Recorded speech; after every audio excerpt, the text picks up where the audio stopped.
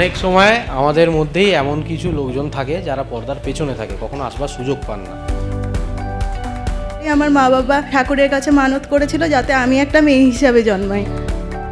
অনেক মায়ের থেকে সাপোর্ট পেয়েছি, আজ এই জিনিসটাই করি। আমার মায়ের থেকে প্রচুর বকা খেয়েছি সেটার জন্য। কখনো মনে হয় না যে এটা একটা কর্পোরেট অফিস, আমার মনে হয় এটা সেকেন্ড হোম।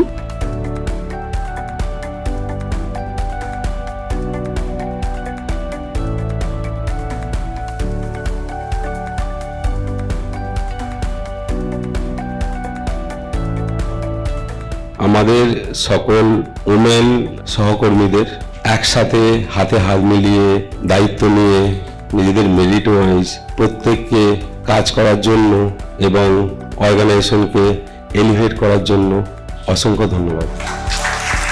আমরা অনেক প্রিভিলেজড, সেই জন্য আজকে আমরা এটা সেলিব্রেট করছি। অ্যাটলিস্ট 50 বছর পরেও যে সবাই একটা গার্ল চাইল্ডের জন্য উইশ করবে, সেই দিন হবে অ্যাকচুয়ালি ওমেন্স ডে সেলিব্রেশন।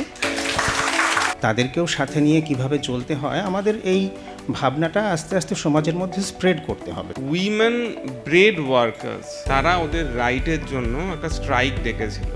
100 বছর আগে পৃথিবীর কোনো দেশে মেয়েরা ভোট দিতে পারত না। বাঙালি খুব পপুলার।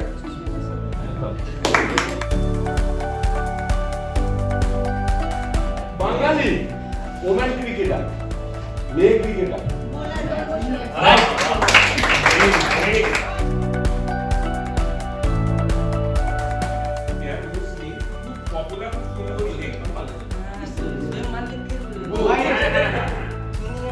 খুব কাছাকাছি চলে গেছি।